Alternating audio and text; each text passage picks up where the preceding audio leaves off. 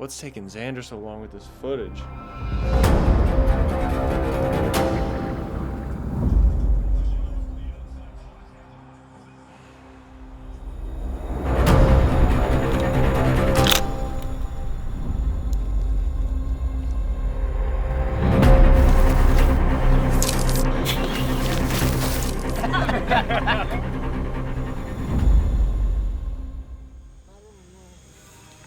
All right, sending my footage to Kyle. Boom. No way. No way.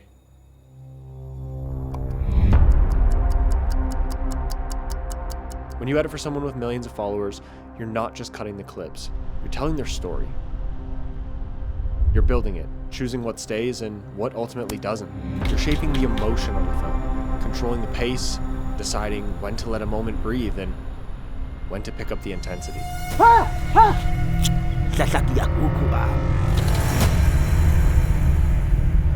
Music, timing, even silence, it all changes how something feels.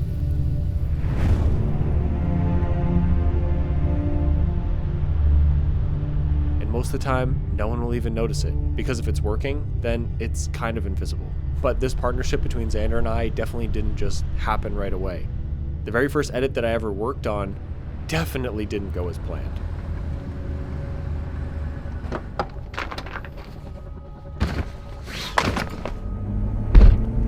First time I hired an editor was about 3 years ago on a project that was completely new to me. It was a car camping trip, something I've never filmed before. I handed some raw content to my editor, Kyle, who turned it into something I just didn't even have a vision for in the first place.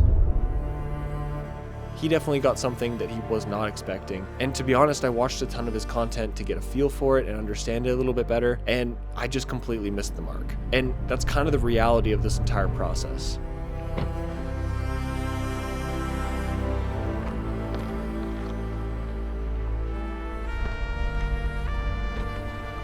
Giving him projects over the years and learning how to work with an editor, giving instructions, having forethought to somebody else's creative abilities, and learning how to work with that, it's really upped the game.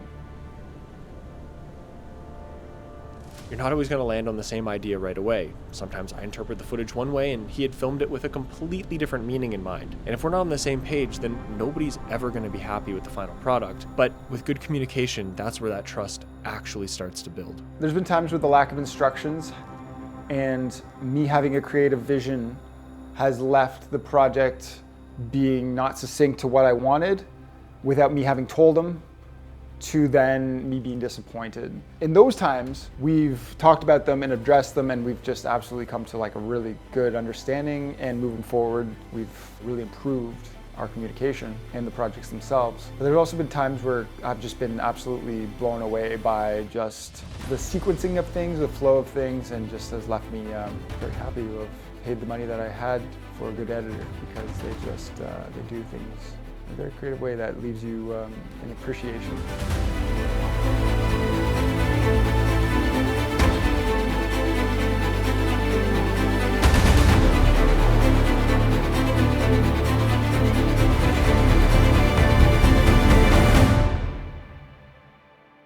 Xander gives me a ton of creative space, and for me that's absolutely essential, because when I'm editing, my mind is constantly working. I'm thinking about pacing, structure, music, how something should feel, and if I'm just following something step by step, cutting exactly what's expected, it kind of takes the life out of it. But with Xander, I'm not doing that. He gives me the experience, the intention, and a rough direction, then the video's in my hands.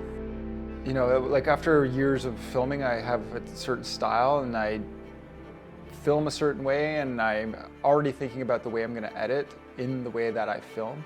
And then when you hand that off to somebody completely different, you can't always like trust that they're going to do it in the way that you had perceived. So losing that control and giving it up to an editor is not only very important that you find a good editor, but it completely changes the way I film. I can slow something down, let a moment breathe, or completely change the rhythm of a scene, and a lot of it comes down to scoring. Not in a big dramatic way, but subtle things, a low bass hit, a bit of ambience, letting silence just sit for a second longer.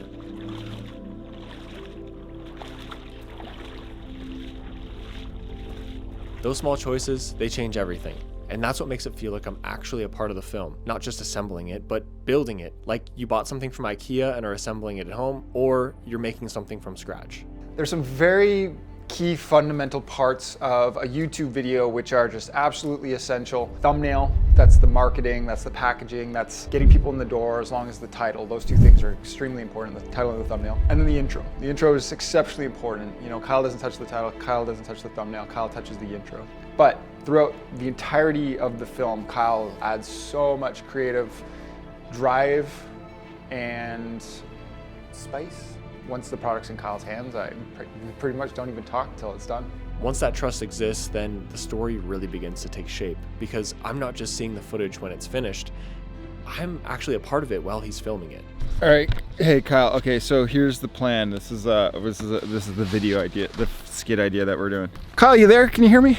Oh yeah, Kyle. When I say altitude in meters, you know, put a little thing on screen in feet for American viewers. Kyle, this is day 3, hunt 2. Kyle, from this footage, there's one shot of him like pulling guts out. It looks really good. I think it's like in the middle of one long take, and then one shot he looks up. Along with filming the video, he's also thinking through the story and communicating it with me in real time. All right, Kyle, so we're gonna like have arrived. I'm basically gonna say they're doing some last minute preps before tonight's hunt. We meet the leader nice and quick, and then we get into tonight's hunt just to like speed things up. And then tomorrow we'll like kind of do more detail of like the tribal life, because I think we need to get like right into the hunting and everything. I think that'll be cool. Yeah, Kyle, I don't know how we're gonna get through all this footage with while keeping it interesting.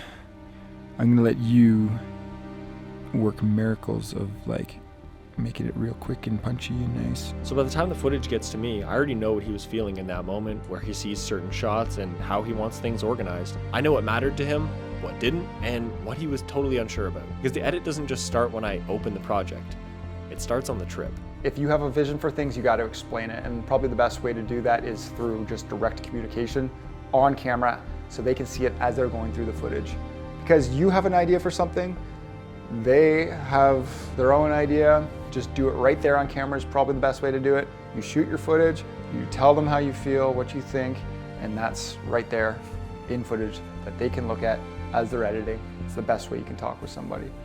Kyle, whatever you think. So like that sequencing of, you know, getting from us cooking around like them cooking and like feeding the dogs to, you know, that hunt to now is like a big jump, right? So let me know if you think there's some dialogue that I should chime in to get through that section, or if you can use other audio to like go through that sequence of us hunting with the kids like quite quickly. Things aren't perfect at first, but you learn how to work with somebody through time and forming a partnership, and having patience has really resulted in a pretty amazing relationship between Kyle and myself. And that way of working, it changes the scale of everything, because while Xander's out filming the next project, I'm at home working on the previous one, and by the time he gets back, the film's more or less done and ready to be posted. Which means that he can be focused on the experience, the filming, the storytelling, and just being present in that moment when I can be back at home finishing everything on the back end.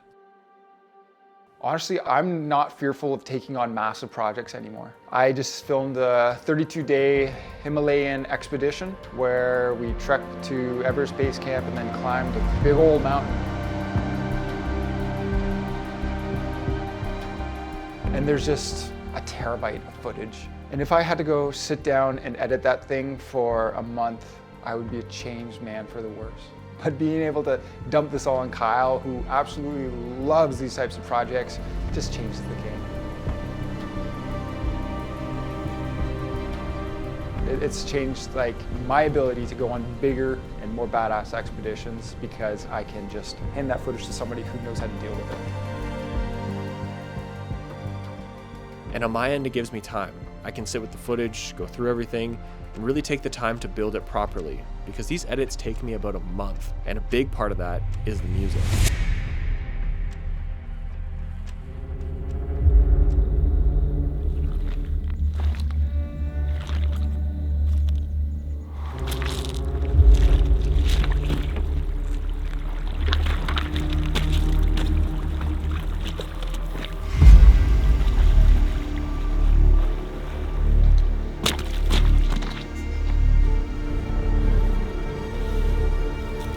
coastal rainforest of the Pacific Northwest. Over the next 5 days, I hope to fish and forage my way to sustenance as I beat off the nasty rains that inhabit this region. I'm out here for a handful of nights, surviving up the land with the limited tools I have here in my bag. What I don't have is any kind of fire starter, any kind of shelter, any kind of water, or any kind of food. 4 things you need in order to survive. Though this is a brand new environment for me, and with that comes brand new challenges, and as I've learned, there's more to this place than meets the eye. I'll tell you guys all about that a little later, but for now, let's find a nice place to call home, because got a lot of work to do. Not in an obvious way, but in a way that shapes the feeling of a scene. Music keeps the story moving. It controls the pace, it gives weight to certain moments, and it's not about throwing something big over every scene. A lot of the time, it's actually the opposite. It's about letting a moment breathe, holding on to silence for just a second longer, then maybe bringing in something subtle, a low tone, a bit of ambience. Those small choices, they completely change how something feels.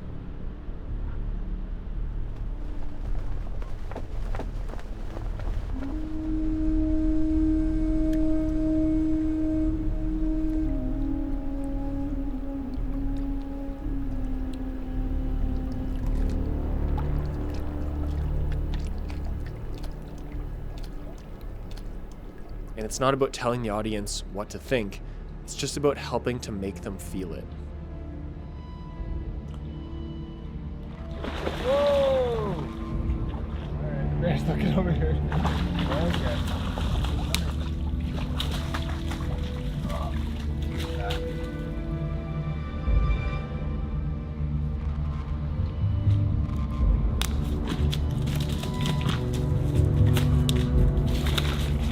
Okay. Okay. I had a fish, but the bear's giving me a stern look like this is his territory, not mine. So I'm gonna spend the day hungry and not mauled by a bear. How has my editing style changed as the channel has grown? Well, we didn't start with intros. We didn't have any music to start. We introduced the drone. We introduced multiple cameras. It's always been the same kind of run and gun and tripod, like walk-by style of shooting. It's been more or less the same.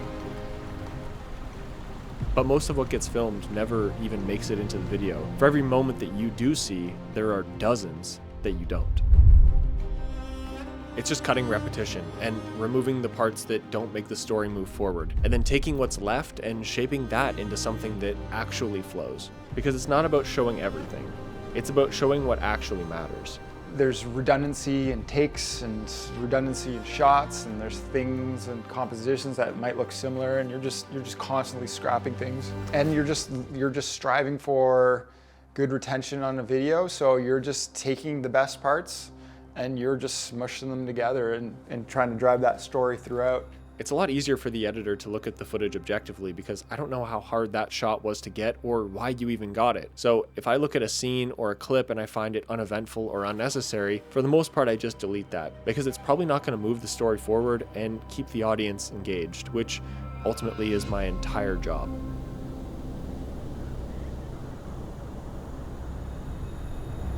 When you watch something on Netflix or any big production, there's a crew, a plan, a script. Everything is designed to create a specific outcome.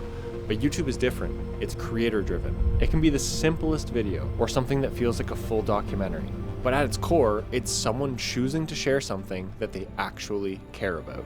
Because on YouTube, it's a much more reality-based program. I'm always looking for those moments of catching a fish, getting beat down by the rain, having those moments of glory when you make it to the top of a mountain or you complete a set of rapids. Just those like sentimental parts where you are out in nature and you're just really appreciating the beauty of it, and you just remember where you came from or something about, you know, a past loved one or some real emotional moments. I'm pushing myself a little bit further each time just to get a little bit more out of, you know, life.